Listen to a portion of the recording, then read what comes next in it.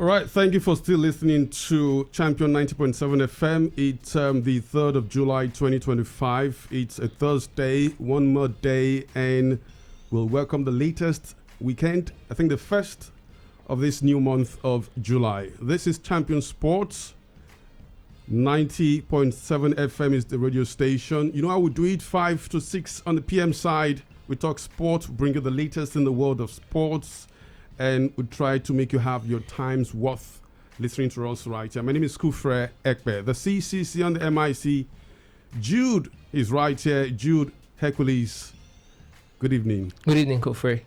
Hope you're doing good. Great. Just saddened by, what is rocking the world of sports today. Have never been struck the way I've been, with the passing of a football player.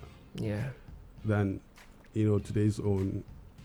While we're sleeping and enjoying good dreams, perhaps seeing visions, rolling on our big bed, someone out there in Spain was dying, burned to death and all of that. And I mean, the thought of it only,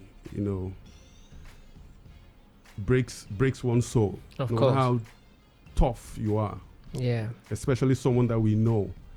A very popular player that we know, Diogo Jota, and his brother, both of them playing the game at the highest level or professional level. Yeah. Both of them from one family. Both of them perhaps the only sons of the family. Only children, from the information we've gathered so far. The only children of the parents. And to also know that just a couple of weeks, but 2 weeks or less than 2 weeks ago, he got married to the love of his youth, mother of his 3 children. Yeah. I can't fathom. I can't deal with such, but it's good. Such is life, Of they course. say. We can only wish them the very best, especially those that they've left behind, their immediate family, extended family members and all of that. And of course, the football family. I mean, everyone that matters in football, even if you don't matter in the beautiful game, in the grand scheme of things in football, we've all been, sending our condolences to the family and the loved ones of Diogo Jota. Yeah. May their souls rest in peace, right? Yeah. All right. As much as we are saddened, Diogo Jota achieved his life's purpose. Definitely fantastic footballer, a champion in all ramifications. Won a couple of titles last season with Liverpool just under 2 months ago. And won the Euros too with also Portugal. won the Euros with Portugal, Yeah. After the end of the season. So, he achieved what he was sent to this life to achieve, if you ask me. A lot of us are still struggling and battling and groping in the dark, still trying to figure out what exactly we're sent to this earth to do. But for Diogo Jota and the brother to play the beautiful game of football, put smiles on the faces of football lovers, and they did that. And for me, that's some good things we'd like to talk about, these two players, especially Diogo Jota, because he's the more popular one, all right? But aside that, the FIFA World Club Cup is on break, on ice, but tomorrow we'll see more action in the competition. We're getting set for the Women's Africa Cup of Nations in Morocco. Yeah. It's about 2 or 1 day to go. The Nigerian National League Super 8 tournament as well in Asaba Delta State. Yours truly will be right there for a couple of days, especially in the opening days of the competition, to bring back on the sports assessment and report from that tournament. The Wimbledon is still ongoing, talking about tennis, the 3rd tennis Grand Slam tournament of the season. So the transfer market as well continues to buzz. Let's see the latest big name signings, movements, news in that aspect of football. But yesterday, we did say that a young chap, talent, was going to join us, but couldn't. But he's right in the studio with us, and he's a footballer. I've seen a couple of his videos, quite good, tall, very assured. From what I've seen, he likes those long telegraphic passes, reminiscent of Sunday Olise. He's come out to say a lot, but he's right here with us. And let's welcome our guest I think he's the first athlete we're having on the show since we came on board, and it's our pleasure to welcome Emmanuel Obiefuna. Hi, Emmanuel. Good afternoon. Good evening. Welcome to Champion Sports. Hello. Good evening. It's a pleasure to be on the radio. Emmanuel, God be with us. Thank you for being part of the show. Talk to us. We were waiting for you yesterday. It didn't come through. Normally, you're supposed to bring goats to appease the gods. But we'll forgive you. You were held back because of traffic. Yes. Thank goodness you pulled through today. Welcome to the show. We're here to talk about you, your career, your talents, and how you can, affect Nigerian football. But before we talk about that, you're a footballer. Non-footballers even know that Diego Yota lost his life today. Your thoughts, your immediate reaction to the loss of this great footballer? It was absolutely tragic. Last night I went to bed, woke up this morning, and it was one of the first things I seen when I first woke up. Tragic death of Diego Yota and his brother in a car accident. They were driving last night, and the report said that their tire blew up while driving.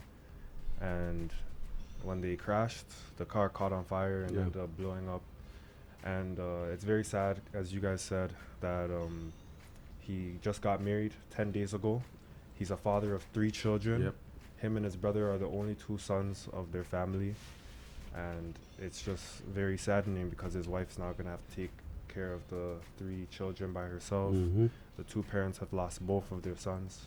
And the soccer world, the FIFA world has lost a great player. Emmanuel, I want to assume that, you've been playing football for a couple of years now. Multiple years. Multiple years. How much? 10 years. 10 years now. Yeah. Great. Good. So you have plenty of experience. Yes. One of those experiences, let me put it that way, have you experienced losing a teammate or a football player within the circle where you played football for 10 years? Yes. This How did takes you me guys back handle to, it? takes me back to 2019. I lost one of my teammates. It was right before COVID hit. Okay. He was feeling sick, but he didn't take care of it properly. He thought it was just one flu or cold. After about 2 or 3 weeks, one day, what we were told is that his mom came to his room. He wasn't waking up for school, and then they found him dead on the spot. And they found out that he had cancer. Wow. Yeah. How did you guys handle the loss? It was hard at first. A lot of us were crying. A lot of us were sad. None of us wanted to go to school. We came together as a team, did a lot of stuff to try to commemorate his loss. We tried to console the family. We raised money for the family to hold a funeral, a GoFundMe, because at that time he was only 15 years old. Wow. And he had a bright future. So it was very hard. A lot of us, to this day, when we look at old pictures, old videos, it's very saddening. But that's why I also still play football to this day, to also achieve dreams that I know he wanted to do. Because I'm trying to peek into the brains of the likes of Cristiano Ronaldo, Bernardo Silva, Bruno Fernandes, even his Liverpool teammates, and footballers outside of Portugal national team, Liverpool, how they are feeling right now. To know that one of theirs who played elite football is no more. I'm just trying to psychologically understand how you guys feel in moments like this. Absolutely devastated. Like, they probably won't want to do anything with their day. They absolutely sad, wondering why so early, why at such a young age. Somebody that has such a bright future, somebody that has a family, like why? It's just a bunch of questioning. Even some people will even question God. Why would you take him? So a lot of these players, the big players like Ronaldo and them, a lot of them are probably just wondering why out of all situations, and to kill somebody from a blown tire. That's one of the worst ways to hear that your sons have died, your old teammate has died. Sad, but we'll leave on for both of them. Emmanuel Obiefuna, footballer, you're 21, going on 22. Yes. 21, going on 22, centre back. Yes. Okay, so you played football, you went to school. Tell us about marrying both and succeeding. Tell us How far have you gone in terms of education, and how far you've gone in terms of your footballing career? Okay, so I went to school in New York and for 2 years, and then I ended up transferring to California. At those two schools, I played in the U.S. Okay. Division I soccer, very high level in America, and my first year was very difficult because I had to hold my studies up, my have good grades, because I went there with full scholarship. I didn't have to pay $1. Okay. They give full scholarships to the people that they believe will be the best assets for their team. Okay. People that they believe will carry their team to victory. So I had to also hold up my grades because grades were also a factor to having a full scholarship. So you are someone they call a FUA. Yes. Do you know what that is? You said yes. I've heard it before. Yeah, but I don't someone know the with full definition. high IQ. Oh yes. Okay, I would good. believe so. Continue. So my first year in college, it was a bit of a adjustment, going from high school, living at home, to moving to a whole different country, being responsible for everything yourself, cooking yourself, doing your own homework, waking up for practice, because you're laundry, everything. And you're living two different lives. You're living a life in the classroom and you're living a life on the field. So you have to make sure you excel in both. And when one is going down, you have to make sure it doesn't affect the other. Sure. So for me, my priority was football. And if football was going down in my first year, it would also affect the classroom. Even my first year, I almost failed a few classes. And then in my second year, I had to start picking it up. And that's another thing. My faith with God grew stronger because my first year, I wasn't praying as much. But when my mom came, we prayed together and I started realizing everything was coming together. That's when I started to grow my faith stronger for God. And ever since then, I knew that God is my strength. God is my savior. He's the one that's going to continue pushing me. So you're done with school now? Yes, I just graduated about 2 months ago. 2 months ago. You studied what? I studied health science. Okay. I kind of did my research, and you were in Canada at some point? I was in Canada for my youth until high school. Then I went to Canada, USA. Okay, tell us a bit about your Nigerian heritage, your Nigerian roots. My Nigerian roots, both of my parents are born and raised in Nigeria. My dad from Anambra State and my mom from Imo State. Okay. And my dad moved to Canada when he was early 20s. My mom moved to Canada in her mid-teenage years, around 13, 14, 15. And they had me when they were in their mid-20s. This is actually my second time coming back to Nigeria. Okay. My first time, I was very young. I don't really remember much. I was about 2 years old, so I don't really remember. This is the first time I'm actually aware of how Nigeria is, and I fell in love with it.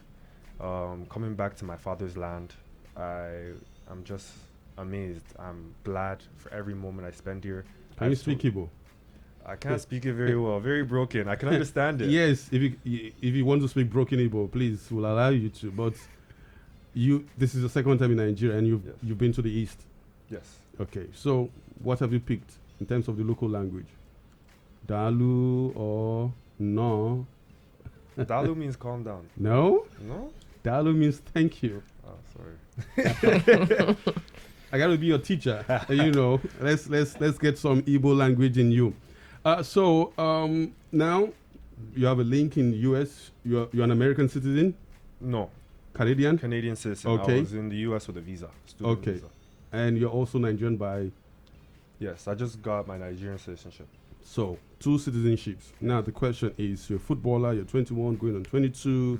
I know you've got ambition to play for the national team and all of that. Have you decided between Canada and Nigeria which country you want to play for? Which country you want to play? You want to what's the word now? You want to pledge your international football allegiance to? Have you decided? I've decided that I would love to pledge my international allegiance to Team Nigeria. I would love to play for the Eagles. So why would you choose Nigeria and not Canada? Because it's in my roots. I would love to teach the young generation that you can always play for your homeland and become somebody bigger than where you were born. Like, my father's land is Nigeria. I'm not really Canadian in my blood. My blood is really Nigerian. So why not come and play for the Nigerian nation? So tell us your ambition. What are you looking at? Are you looking at the under-23 national team? Are you looking at the Super Eagles? I know you've been following Nigerian football, the Super Eagles, and other national teams. Who are your inspirations? Victor Osimhen? Is it Maduka Okoye? Is it, tell us, Ahmed Musa? Who are your inspirations as far as the senior men's national team of Nigeria is concerned? My biggest inspiration is William Tross Ekong. Oh, William Trust Ekong. That's the captain of the Super Eagles. Yeah. Yes, we Why play the so? same position. Okay. He's also a Nigerian, but he wasn't born in Nigeria. Okay. He's from England, I'm pretty sure, and he did the route that I would love to do. Not being born here, but having your parents or your roots to be Nigerian and coming to play for your homeland and building the team to win games, go to the World Cup, go to beat big teams. I would love to do that. I would love to play for Nigeria. All right. So, what have you learnt about Nigerian football? Obviously, you've decided. You've spoken about this with your parents, with your family, and you've decided to play international football for Nigeria. What do you understand about Nigerian football, and that you would like to learn more if the NFF or the Super Eagles coach Eric Chell gives you the opportunity to come play for the national team? So what I've learned so far, can I do it in comparison to Canada? Sure. So in Canada, it's different, a different type of football.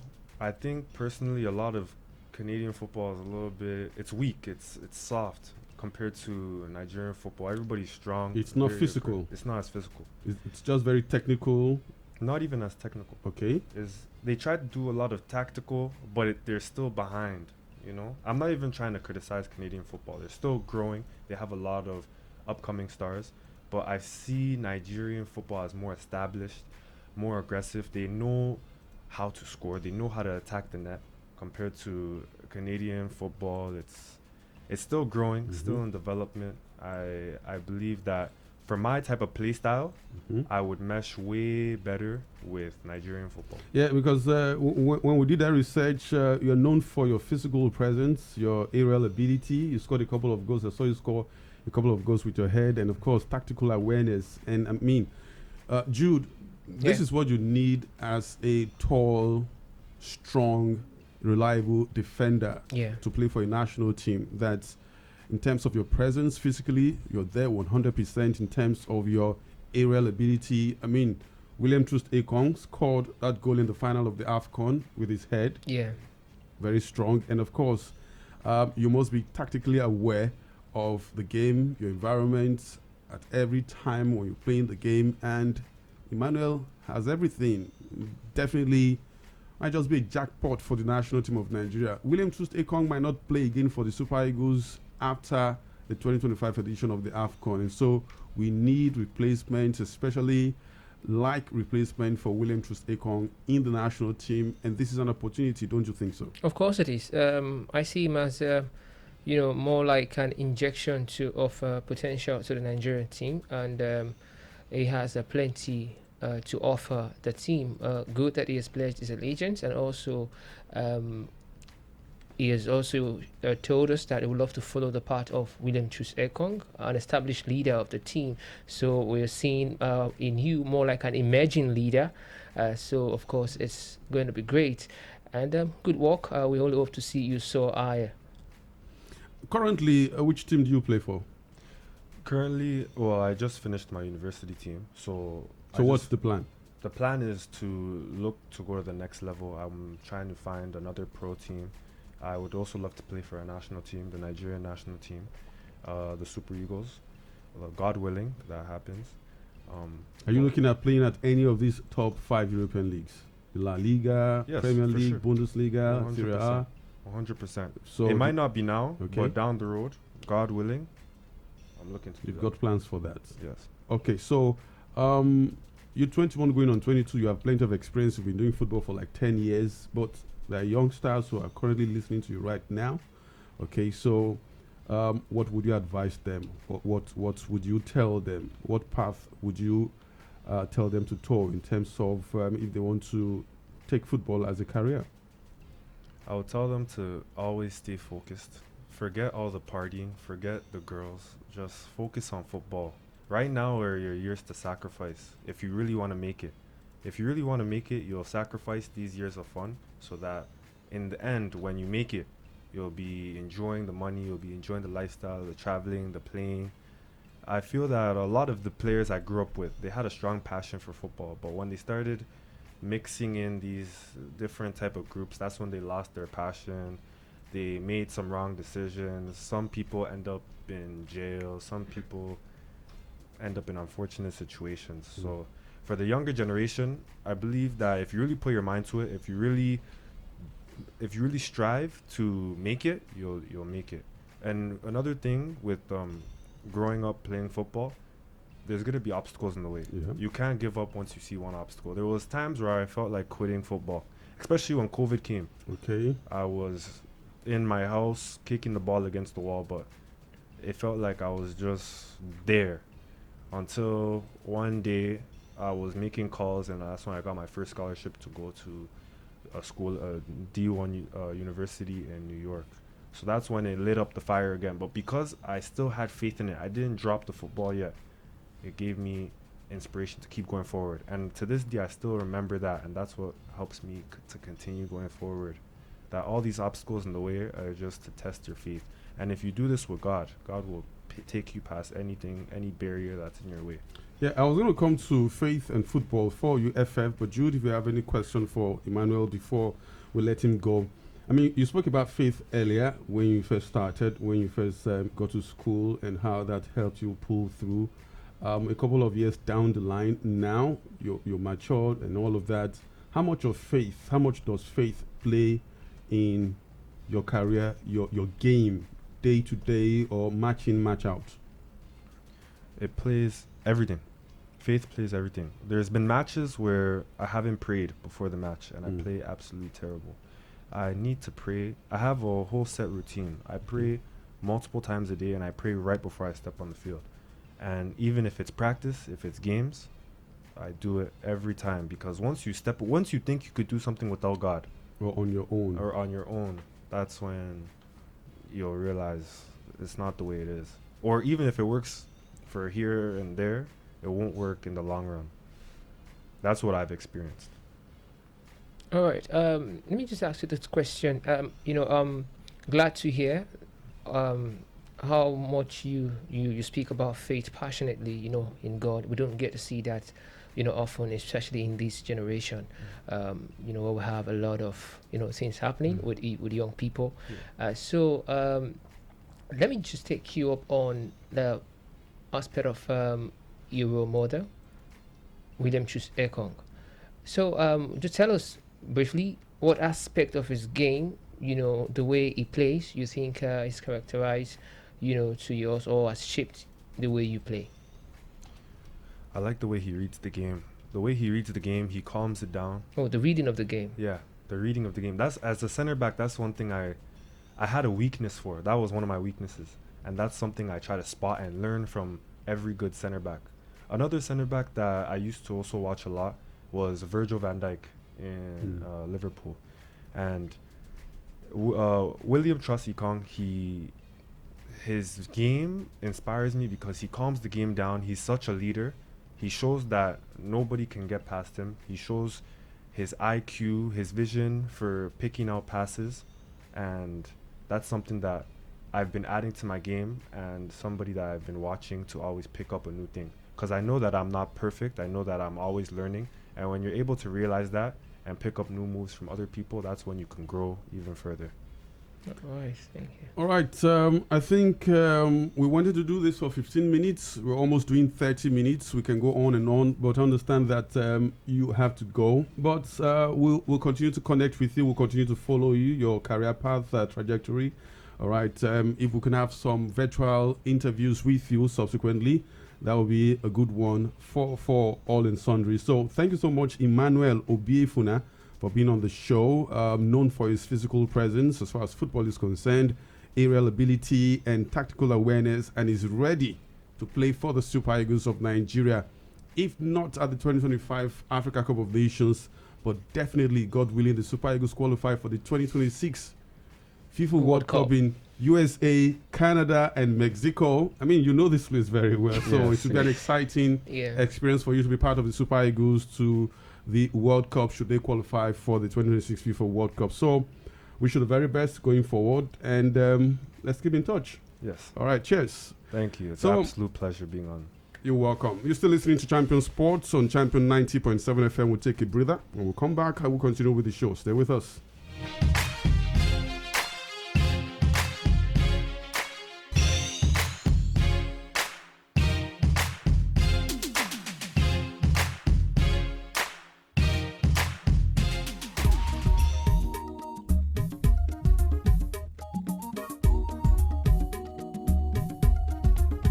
If I say you're far away, my heart go jiggy, jiggy, jiggy, bang, bang. What if you get so you go set me on fire. Even if I dream of you at night, my heart go jiggy, jiggy, jiggy, bang, bang. Money walking man, love home. Baby, come to my rescue. I believe in you, baby, like I believe in heaven above. And if you fall for me right now, I will never let you down. Want to come and bless me now, baby, you're one of me.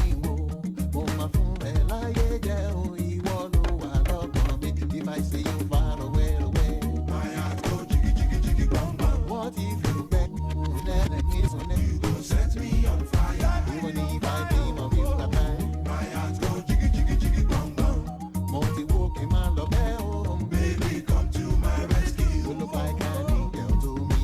I like the way you carry your body. And if you smile at me right now, I will better like and do. Talking about your sweet body and the smell of your perfume. No contestant, rara, oh, me want more body. If I see you far away, my heart go jiggy, jiggy, jiggy, bang, bang. What if you bend, no say melano? You go set me on fire. Even if I dream of you at night, my heart go jiggy, jiggy, jiggy, bang, bang. Multi walking man, love home. Baby, come to my rescue. I'll be thinking every day, now that I pray that I made a girl like you that make me happy on my way. So this is what I say. With me, come and stay. Baby, come and stay with me and don't get me delay. Baby, mo feki wa mo pe wa kone mo desire. You dey always set my soul and body on fire. You also promise that you make me feel alright. Come on and sing it again. Baby, mo feki wa mo pe wa kone mo desire. You dey always set my soul and body on fire. You also promise that you make me feel alright. You look like an angel to me. I like the way you carry your body. And if you smile at me right now, I will better like and do. Talking about your sweet body and the smell of your perfume. No contestant, rara, oh, me want more body. If I see you far away, my heart go jiggy, jiggy, jiggy, bang, bang. What if you let me so let go?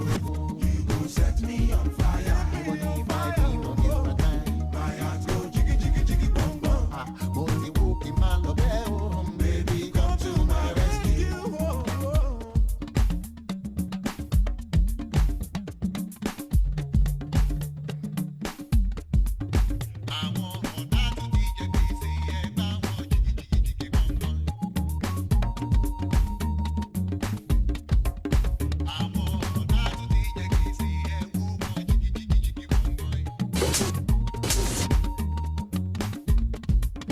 If I say you far away, my heart go jiggy, jiggy, jiggy, bang, bang. What if you bend, no say melano? You go set me on fire. Even if I dream of you at night, my heart go jiggy, jiggy, jiggy, bang, bang. Multi walking man, love home. Baby, come to my rescue. If I say you far away, my heart go jiggy, jiggy, jiggy, bang, bang. What if you let me so let go? Set me on fire. Even if I dream of you at night, my heart go jiggy, jiggy, jiggy, bang, bang. Only walking my love home. Baby, come to my rescue. If I see you far away, my heart go jiggy, jiggy, jiggy, bang, bang. What if you get let me so never set me on fire. Even if I dream of you at night, my heart go jiggy, jiggy, jiggy. Champion Sports. Champion Sports with Kufre Ekpe, where champions are made and the sports never stop. Penalty.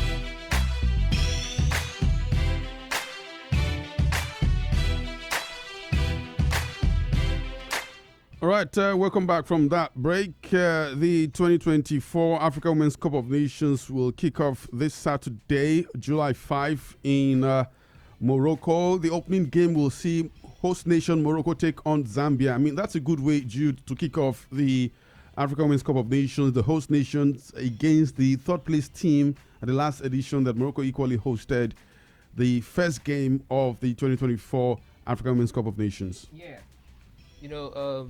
Definitely, it's going to be a good game. Looking at the quality of both teams, the host nation Morocco and Zambia, pulling their weight in that tie. So, of course, it's going to be a good game, and we hope to see an entertaining game as well. The Moroccans, they have their own fans behind them. And also the Zambians will be coming to prove themselves in this competition that they are contenders for the title. So definitely we're hoping that it's going to be a fantastic one. All right, and of course the next day, talking about the sixth day of this month, the Super Falcons will be on duty. All right, but let's listen to one of the protagonists for the Super Falcons. We're looking forward to her scoring plenty of goals, Asisat Oshoala. All right, she's opened up on what Mission X, that's the project of the NFF. Nigeria Football Federation with respect to the team winning a historic 10th title, and of course her returning to the Super Falcons fold, and of course her message back to Nigerians who look forward to their opening game at this competition. So let's listen to Asisat Oshoala.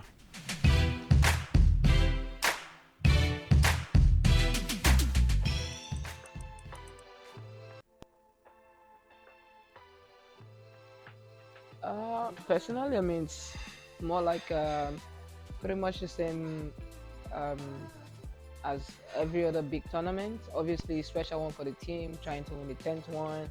And for me as an individual, missed out on the last one, and I just want to have fun this time around as well, like help the teams achieve the Mission X, basically. My expectation from the team is like basically almost every time same thing. Give 100% on the pitch. Try to win every game we play, and also treat every game as equal, as important. And for me personally, obviously, I love to score goals. That's what I want to do. It's been a while. I've played with the national team. Obviously, like there's so many things going on behind the scene with me that I had to like deal with personally. But like whenever I'm here, whenever I'm on the pitch, I want to score goals. I want to play, help my teammate to get 3 points each game we play.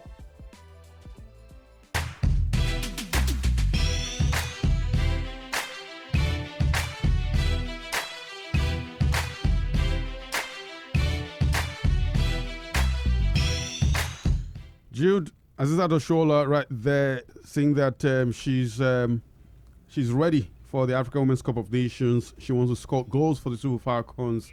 It's been a while in the Super Falcons fold nest, and she's just looking forward to, giving her very best alongside her teammates to ensure that Mission X is mission accomplished at the end of the day. Yeah. Of course, good to hear from Oshoala, and our expectation as well. I said this, was it yesterday, or I think in one of the edition of the show, that they should treat every game as important, and also every opponent, as important. They shouldn't go into games underestimating their opponent, because they would just get like a shocker. And she has come out to say that is what they're going to do. Play every game with their heart and their soul. Give it 100, because that is what is required. Full concentration, determination, that hunger and that drive, that passion, everything that they need, to ensure that they bring back home the trophy. The Project S mission is on the way, and she has just confirmed too that they are into it. As record 9-time Women's Africa Cup of Nations champions, Nigeria's historic dominance of continental football is unrivaled. The Super Falcons have racked up 48 wins from 61 games across 12 editions of the finals since 1998. But the team's aura of invincibility has faded in recent years, despite remaining the top-ranked side in Africa. After falling short in 2022 and during the heartbreak of a semi-final defeat, the Super Falcons returned to Morocco this month with unfinished business. Interim coach of the side, Justin Madugu, who took over from Randy Waldrum in September following Mick exit from the 2024 Olympic Games, is confident the West Africans can reclaim their crown. He said, and I quote, "Looking at the potential that abounds in the country, I can tell you we are ready. Our objective is to win the trophy and come back to Nigeria with it." Madugu previously served as Waldrum's assistant and has named a squad containing a blend of youth and experience. Azada Shola, we spoke about her earlier, 6-time African Women's Player of the Year, 4-time WAFCON winner Francisca Odega, and Chiamaka Nadozie, twice named the continent's best goalkeeper, are all included for the delayed 2024 tournaments. All right, Madugu continued by saying, and I quote, "Currently, we are rated as #1 in Africa. Aside from that, we have won this tournament several times, and we are mindful of the aspirations and expectations. Yet, almost half of the players from 2022 are not involved this time, including former captain Desire Okparanozie, and Madugu accept his squad is a work in progress." Nigeria lost 3 matches at the last tournament to eventual champions South Africa, Morocco, and Zambia, and slumped to a 4th place finish, matching their worst ever WAFCON performance. It was a sobering reminder that the rest of Africa has caught up. You can imagine, Jude, that the 3 matches they lost at the last WAFCON in 2022 were against the top 3 teams at the end of that tournament. And so the Super Falcons, beyond what they are blessed with in terms of playing personnel, in terms of pedigree, I mean, we're just looking at the fact that Shola is a 6-time Africa's best. Yeah. Chiamaka Nadozie, twice the best goalkeeper on the continent, back to back. You look at the fact that Francesca Odega is back in the fold as well. She's won the competition about 4 times or thereabouts. In spite of the pedigree and everything working or speaking for the Super Falcons, even without kicking the ball at this tournament, I mean, you look at the fact that they still have that monkey on their back as they go to Morocco, because Morocco is there, Zambia is there, South Africa is there. These 3 teams made life difficult for them at the last tournament. That was why they couldn't win. And so they must have that realization as they go into every game of the tournament. They won't play any of these 3 teams. They won't play any of them in the group stage. But in the business end of the competition, the likelihood that they will play 2 out of 3 of these teams is very, very there. Yeah. You know, Kufre, when you look at the records of the Super Falcons, it tells you why they will go into every competition as favorites. You know, and for that alone, it means that other teams are aware of their potentials and, you know, on what they can do in this competition. So it keeps them, it keeps this other team informed on how best to play the Super Eagles, the Super Falcons team.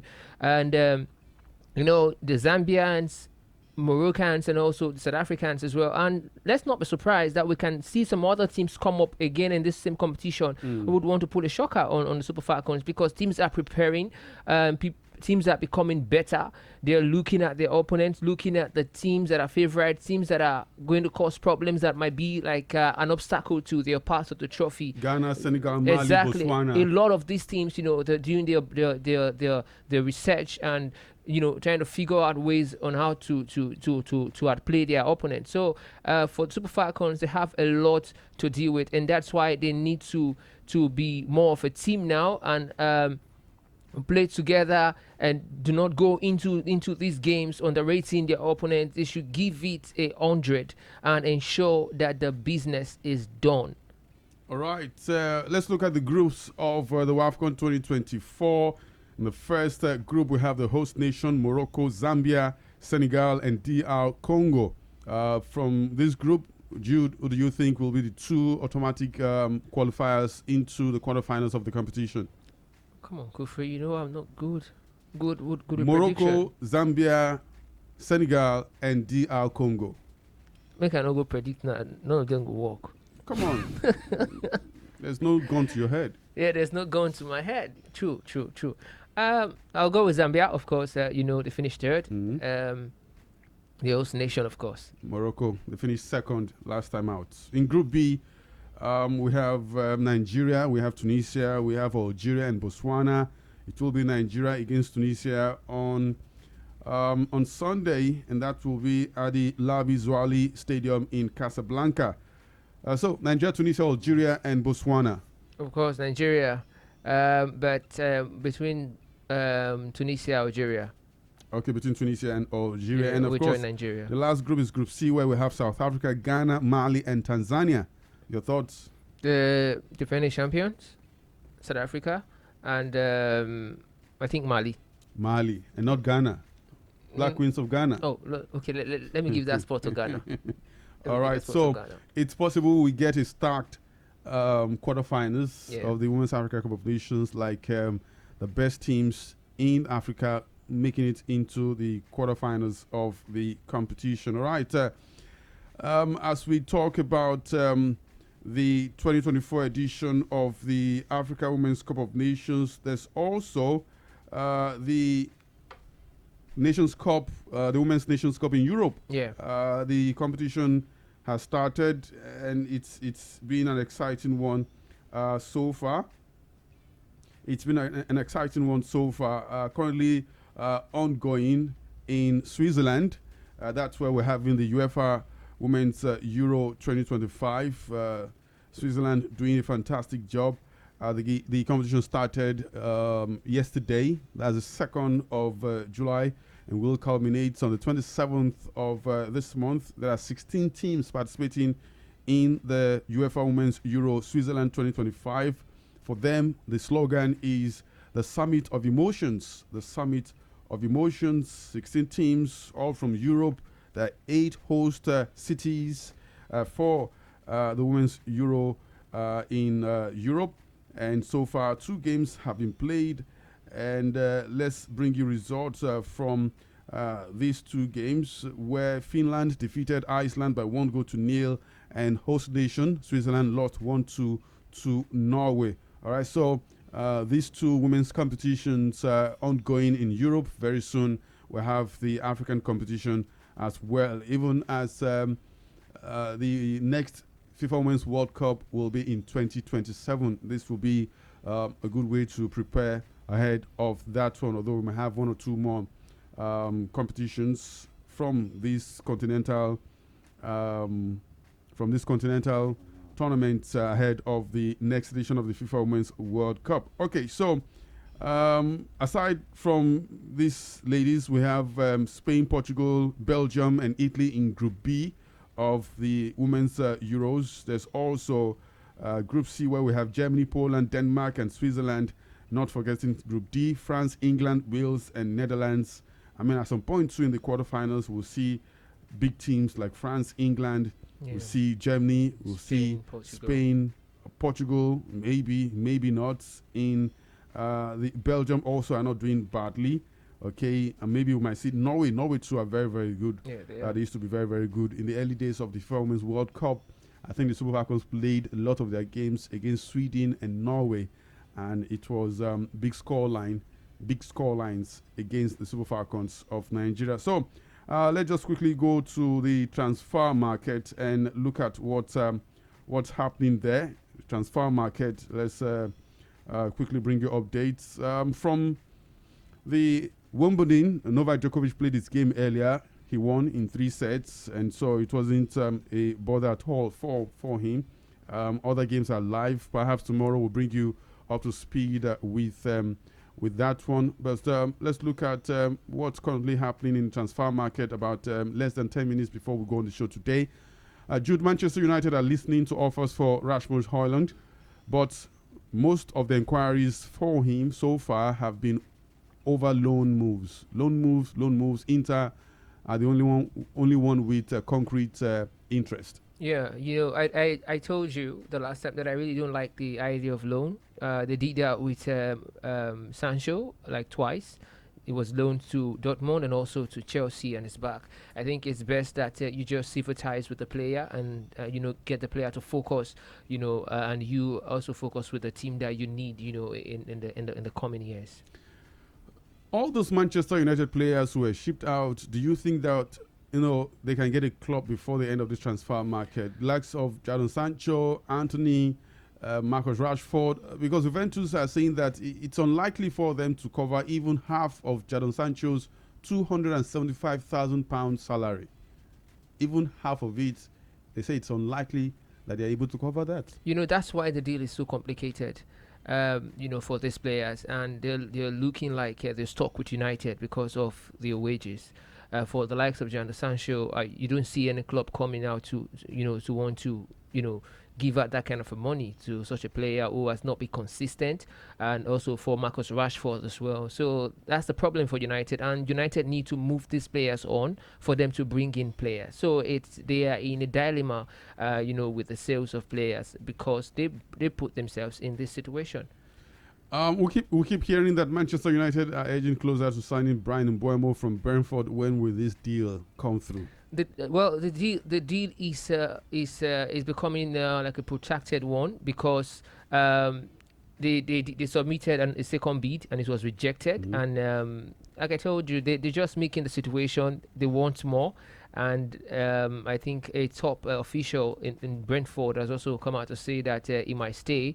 However, he wants to join United, but if the deal doesn't go as planned, it means that Mbeumo is going to stay. All right, this is good for Besiktas. They've signed Tammy Abraham on a 4-year contract. Good for Tammy. Ole Gunnar Solskjaer, of course, is really doing swift business at Besiktas. He also he was the one that wanted to sign, Besiktas wanted to sign our very own Usai Samuel onto the D store at some point. So Tammy Abraham is there now. A good move for him too, to try is to play in a different league, and I hope he does well. In Spain, we're hearing that both Real Madrid and Xabi Alonso are open to selling Rodrigo this summer. They will not stand in his way if a suitable offer is made. Arsenal have held talks with the Brazilians camp. When will Arsenal bring in a grade A signing? Yeah, I don't know. I don't understand. Is Rodrigo not a grade A signing? I said, when will they? Because they're not done with any of these guys. Even the guys from, is it Real Sociedad? Zubimendi. Yes. He's not in Arsenal yet. Yeah, but from what I gathered, it was this week that they were going to announce a lot of their signings. Arsenal, of course, they've completed Kepa, Kepa and Zubimendi, and also I think talk with Sesko have stalled a bit. Kepa is official, right? Yeah, it's official already. Which other one is official? I think they're working on a couple of deals. That's what I'm saying now. They're working on a couple of deals, and they will just announce all of them at once. That's what at once. That's what Arteta has told me. Has his words? They announce them at once. Okay, all right. Let's continue to bring you up to speed. A lot of tributes. Going out to Diego Jota and, of course, his brother. We understand FIFA has come out to say that all the quarterfinal matches at the FIFA Club World Cup will hold a minute silence for Diego Jota and, of course, his brother Andre Silva. That much we're hearing. And, of course, talking about that, we're going to have a game tomorrow. The FIFA Club World Cup. I mean, we have 5 European teams, 1 Asian team, and 2 Brazilian teams, not South American teams, 2 Brazilian teams. According to you, are we likely to see an all-European team? I think I've asked you before. Yeah. An all-European team, an all-European final at the FIFA Club World Cup, or 1 Brazilian and 1 European team? I think we have a lot of European teams, left in the competition. And we just have 2 Brazilian teams. 2 German teams. That's Palmeiras and Fluminense. Yeah, so, I believe it's definitely going to be an all European tie. When you look at the way things are going, we have more of the European teams. 5-2. Yeah, so I think it's going to be more of an all European final. Okay. What more can we give you? I think that's how far we can go into this edition of the show. I don't think a lot of businesses are happening today because of the death of Diego Jota. Yeah. And so we're just giving him that last respect, so to speak. especially on a very sad, somber day like this. I mean, not the kind of news you want to wake up to. But I think this is just basically because we know this player. Yeah. We know this player. You know, when I first I saw a tweet. I saw Diego Yota, and then I saw something like, you know, the year he was born, and the other, and it was black. But I didn't. I thought it was something else. I just didn't until, you know, a couple of minutes after, I just had to go online, and like everywhere was about the demise of Diego Yota, and it's very, very sad. Yeah, it is. It's Absolutely very, very sad. It's sad. Right. It's sad. It's life for us, you know. Life reminding us that we are just transient visitors here. You know, at some point, after a few minutes after that, I just stood and said, Kufre, wait, one day you said good time. Man, at that point in time, you just look. Yeah. You're looking straight, but you're not seeing anything. You're looking straight, your eyes are wide open, but you're not seeing anything. You're just thinking, you're lost in the moment and all of that. You know.